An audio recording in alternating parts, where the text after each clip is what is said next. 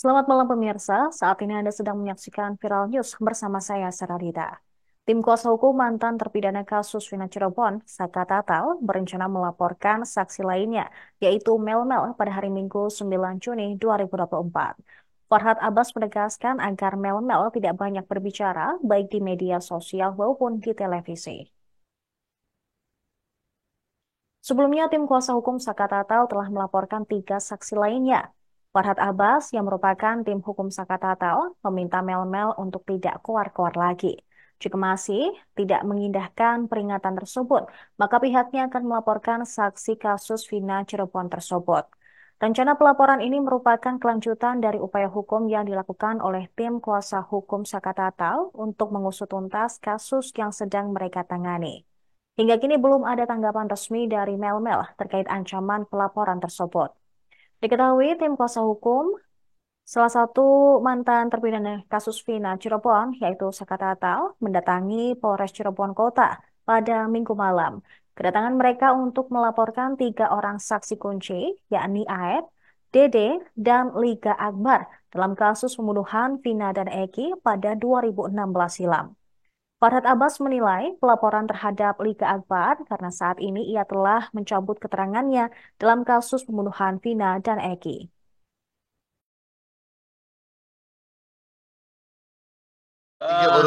Baru tiga.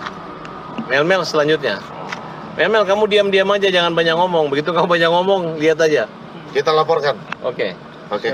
Ya. Apalagi dia ngomong di media sosial dan ngomong di TV, dapat uang lagi. Ya. Masih berapa, Bang? Baru tiga. Mel selanjutnya. Mel, kamu diam-diam aja, jangan banyak ngomong. Begitu. Kuasa hukum tersangka kasus pembunuhan Vina Cirebon, Peggy Setiawan, meminta polisi juga melakukan tes psikologi terhadap para saksi, khususnya Aep pada hari Senin 10 Juni, sebab kesaksian Aep dinilai meragukan. Hal tersebut dikatakan oleh salah seorang pengacara Peggy Setiawan, Sugianti Iriani. Ia menilai tes psikologi tersebut dilakukan agar diketahui Aep berbohong atau tidak terkait kesaksian yang dalam kasus Vina Cirebon.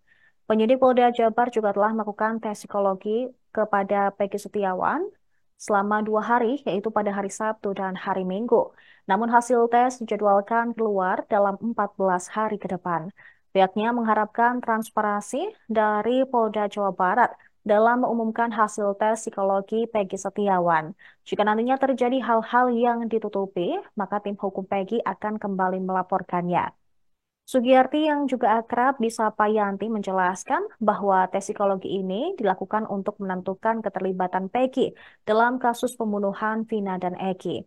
Yanti juga menyampaikan Peggy sejak awal konsisten menyatakan dirinya tidak terlibat dalam pembunuhan itu. Oleh sebab itu, tes psikologi dilakukan untuk memastikan kebenaran pernyataan Peggy. Sementara Tony RM, kuasa hukum Peggy juga menyebut kliennya konsisten ketika memberikan keterangan dalam berita acara pemeriksaan atau BAP. Hal inilah yang menurut dia membuat penyidik di Treskrimum Polda Jabar melakukan tes psikologi terhadap kliennya. Tony juga mempersilahkan kepada penyidik kembali melakukan tes lain terhadap Peggy demi membuka kasus ini agar terang benderang.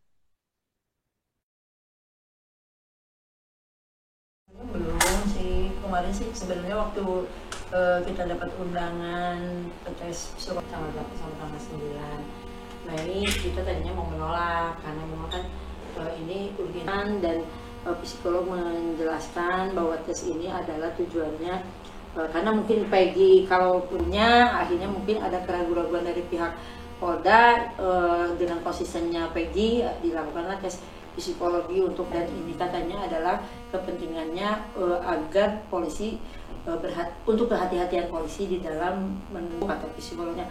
Jadi akhirnya kita ya sudahlah, bolehlah kalau memang itu menguntungkan buat Peggy, tapi kalau tidak menguntungkan buat bahwa saat itu Peggy memang berada di Bandung pada saat kejadian di tanggal 27 Agustus 2016 itu ada di Bandung. Kita kan alibi itu sangat kuat, menurut kita saksi-saksi alibi itu sangat kuat, tapi dengan kepentingan Peggy juga, memang untuk kehati-hatian Polda juga, ya sudah kita memperbolehkan tes itu dilakukan. Seperti itu. Ya. Terkait kondisi Peggy terakhir sebelum melakukan tes psikologi seperti apa?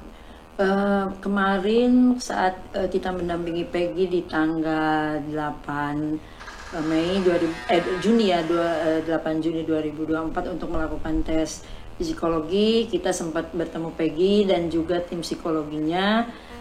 Peggy dalam kondisi baik-baik saja.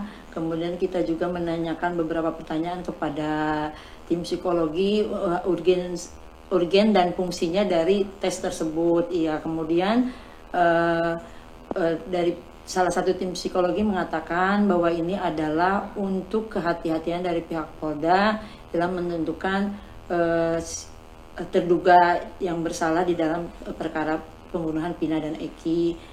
Dan menurut saya kemungkinan karena Peggy dari awal konsisten bahwa dia bukan pembunuhnya, sehingga makanya dilakukan tes psikologi ini untuk bahwa Peggy itu benar-benar mengatakan yang sebenarnya atau tidak. Mungkin seperti itu arahnya ke situ, karena Peggy juga setelah tes dilakukan dalam waktu 6 jam ya, dari jam 11 sampai jam 5 sore itu kita sempat ngobrol lagi sama Peggy. Apa yang ditanyakan oleh pihak psikolog, katanya sih hanya beberapa pertanyaan bagaimana Peggy saat kecilnya, kemudian diperlihatkan gambar-gambar dan penyusunan fase juga dari melakukan simulasi bahwa Peggy itu memang benar anaknya jujur, seperti itu, mungkin arahnya ke sana.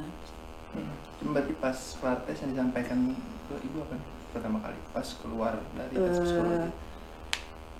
Peggy keluar, kemudian dia dalam keadaan kondisi tenang, dan kita tanya, tadi kamu ditanya apa aja, katanya ditanya.